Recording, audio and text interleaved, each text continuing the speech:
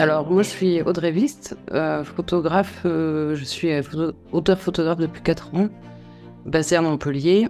J'ai rejoint le collectif DR en 2020.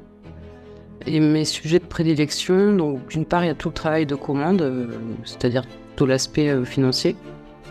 On est sur des reportages entreprises, du corporate un petit peu, et des reportages plus sociaux.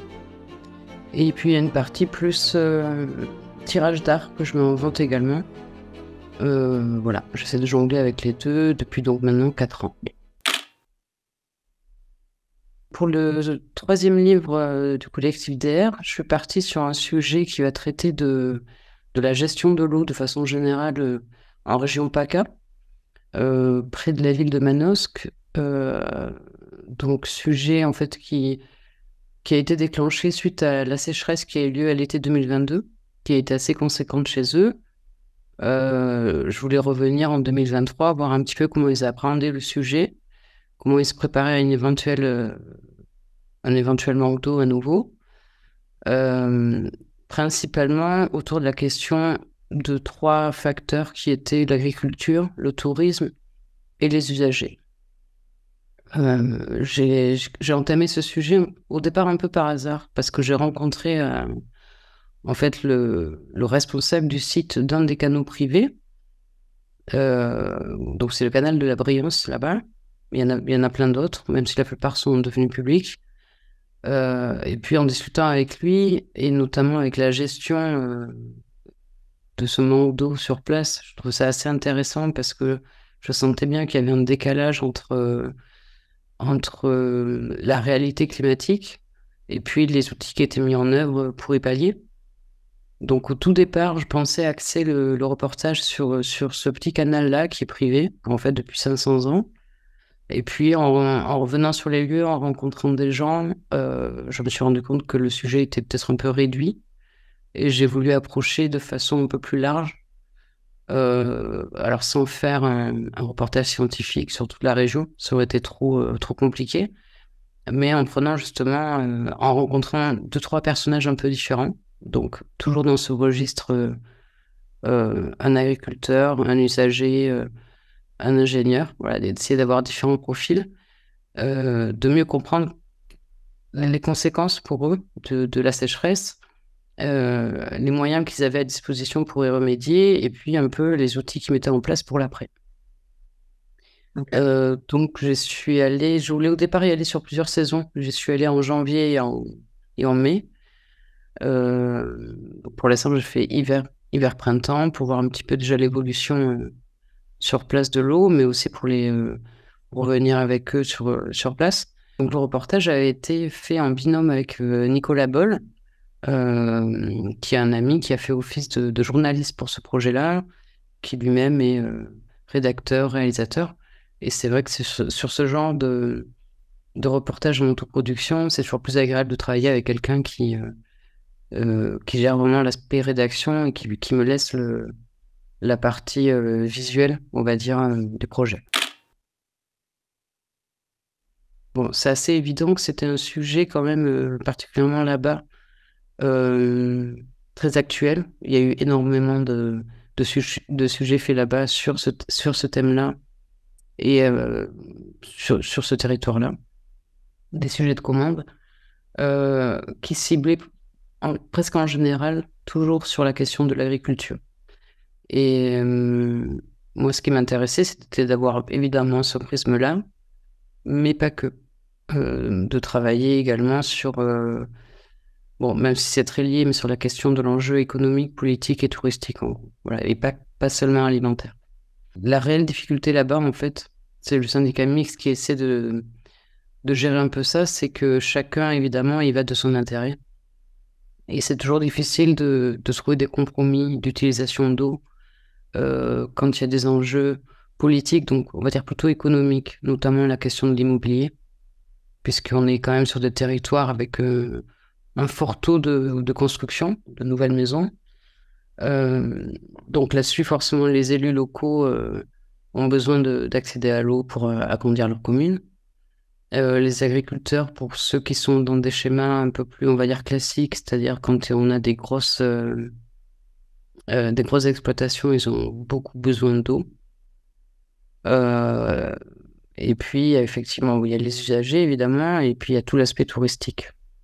On a rencontré à ce sujet un agriculteur qui disait que la question réelle aujourd'hui en PACA était, concernant l'eau, était est-ce que on permet aux gens de faire du pédalo ou est-ce qu'on leur permet de manger, quoi. Le dilemme, il est un peu là. En sachant que d'un point de vue agricole, et c'est pas que, ça concerne pas que la région, mais pas mal puisqu'elle a un manque d'eau, euh, il y a des exploitations qui, avec le changement climatique, n'auront plus lieu d'être, notamment le maïs et les pommes. C'était deux aliments qu'on avait beaucoup sur le territoire. Et avec le changement climatique, c'est plus du tout adapté. Donc ça demande aussi à revoir ça, évidemment son mode de gestion agricole, mais pas que. Ça touche aussi les usagers, puisque ça va leur demander de revoir leur façon de consommer, que ce soit dans leur vie de tous les jours sur leur consommation alimentaire, mais également dans leur consommation de tourisme. Les ingénieurs et les scientifiques ne sont pas trop inquiets sur la ressource en elle-même, même si elle manque considérablement, puisque, voilà, comme dit précédemment, on a moins de pluie, moins de neige. En revanche, c'est maintenant comment on s'adapte à cette diminution de la ressource, en sachant qu'en gros, le modèle sur lequel on a été, de consommation, on va dire globale, et ouais, de consommation, euh, ne fonctionne plus avec cette ressource-là. Faut pas être alarmiste non plus. Après, sur ce territoire, c'est vrai que c'était plus flagrant que le nôtre, parce que c'est une question quand même plutôt nationale. Euh, sur ce territoire-là, ça a été d'un coup plus flagrant, puisque en 2022, il y a eu un réel manque d'eau, au point que tous les niveaux d'eau ont baissé, et ça a touché de plein fouet tous les secteurs. Disons que c'était visible. Pour autant, a priori, l'été 2023 l'est un peu moins, mais il n'empêche que c'est une question de long terme. C'est-à-dire que c'est un sujet qui a paru pendant très longtemps assez abstrait, puisqu'on ne voyait pas les conséquences directes. Or, ça fait quand même 30 ans que les scientifiques se penchent sur la question et préviennent de ce qui va se passer, hein. C'était assez précis d'ailleurs sur les dates. Euh, voilà, là-dessus, c'était plus impactant parce que donc l'année dernière, ça a été pour la première fois visible et ça a été vraiment, entre guillemets, la guerre de l'eau. Sur l'été 2022, il y a eu de gros arbitrages de gestion de l'eau, puisqu'effectivement, c'est à partir du printemps, au mois de mai, qu'on s'est rendu compte que la nappe était encore quasiment à sec. Donc, ce qu'ils ont mis en place, donc ça, c'est toujours le SMAVD, c'est le syndicat mixte des gestions des bassins en région PACA, qui coordonne un peu justement tous ces corps de métier, qui a mis en place des horaires très précis sur lesquels les gens pouvaient prendre de l'eau. Donc pareil, les canaux ont joué le jeu, les canaux privés. Alors j'ai plus en tête, mais il me semble que c'était 1 heure le matin, 1 heure le soir, pour pouvoir se servir de l'eau, alors qu'avant, évidemment, c'était en continu. Le démarrage de ces restrictions a été très compliqué, puisqu'il s'agissait de coordonner, donc encore une fois, les canaux, les agriculteurs, les usagers, le tourisme, plusieurs collectifs comme ça.